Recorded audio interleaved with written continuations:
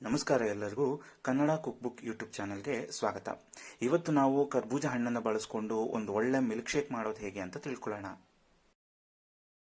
ಇದಕ್ಕೆ ಬೇಕಾಗಿರುವ ಸಾಮಗ್ರಿಗಳು: ಅರ್ಧ ಲೀಟರ್ ಫುಲ್ ಫ್ಯಾಟ್ ಹಾಲನ್ನು 10 ನಿಮಿಷ ಸಣ್ಣ ಉರಿನಲ್ಲಿ ಕಾಯಿಸಿ ಆರಿಸಿದ್ದು, ಒಂದು ಕರ್ಬೂಜ ಹಣ್ಣು, 10 ಖರ್ಜೂರ ಹಣ್ಣನ್ನ ಬೀಜಗಳನ್ನು ತೆಗೆದಿದ್ದು, 1 ಟೇಬಲ್ ಸ್ಪೂನ್ ಬೆಲ್ಲದ ಪೌಡರ್, 1/4 ಟೀ ಸ್ಪೂನ್ ಏಲಕ್ಕಿ ಪುಡಿ. ಇಲ್ಲಿ ಕರ್ಬೂಜ ಹಣ್ಣನ್ನ ಬೀಜಗಳ ಜೊತೆನಲ್ಲೇ ಬಳಸಿದ್ದೇನೆ, ಏಕೆಂದರೆ ಕರ್ಬೂಜ ಹಣ್ಣಿನ ಬೀಜಗಳಲ್ಲಿ ಹೇರಳವಾಗಿ ಐರನ್, ಮೆಗ್ನೀಷಿಯಂ, ಜಿಂಕ್, ಪೊಟ್ಯಾಷಿಯಂ ಇರುತ್ತವೆ ಹಾಗೂ ಇವೆಲ್ಲ ದೇಹಕ್ಕೆ ಹಾಗೂ ಮಕ್ಕಳ ಬೆಳವಣಿಗೆಗೆ ತುಂಬಾ ಒಳ್ಳೆಯದು.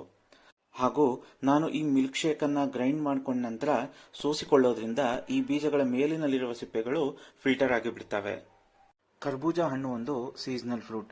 ಈ ಸೀಸನಲ್ ಫ್ರೂಟ್ಗಳನ್ನು ಅದೇ ಸೀಸನ್ನಲ್ಲಿ ಬಳಸೋದು ತುಂಬಾನೇ ಒಳ್ಳೆಯದು. ಮೊದಲಿಗೆ ಒಂದು ಜ್ಯೂಸರ್ ಜಾರ್ನಲ್ಲಿ ಎತ್ತಿಟ್ಟುಕೊಂಡ ಖರ್ಜೂರ ಹಣ್ಣು, ಬೆಲ್ಲದ ಪುಡಿ ಹಾಗೂ ಏಲಕ್ಕಿ ಪುಡಿಯನ್ನ ಹಾಲಿನೊಂದಿಗೆ ಬೆರೆಸಿ ನುಣ್ಣಗೆ ರುಬ್ಕೊಳ್ಬೇಕಾಗತ್ತೆ.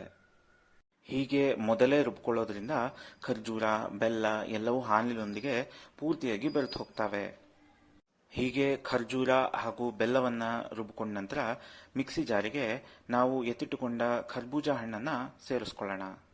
ಹೀಗೆ ಕರ್ಬೂಜ ಹಣ್ಣನ್ನ ಸೇರಿಸಿ ಎಲ್ಲವನ್ನ ರುಬ್ಕೊಂಡ ನಂತರ ಈ ಮಿಲ್ಕ್ ಶೇಕ್ ಅನ್ನ ನಾವು ಒಂದು ನಿವ್ವಳದಲ್ಲಿ ಸೋಸ್ಕೊಳ್ಬೇಕು.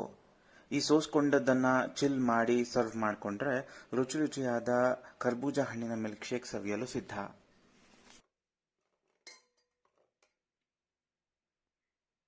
ಇದೇ ತರಹದ ಟೇಸ್ಟಿ ಹಾಗೂ ಇಂಟ್ರೆಸ್ಟಿಂಗ್ ರೆಸಿಪಿಗಳಿಗಾಗಿ Kannada cook book YouTube channel ಅನ್ನ ಸಬ್ಸ್ಕ್ರೈಬ್ ಮಾಡ್ಕೊಳ್ಳಿ.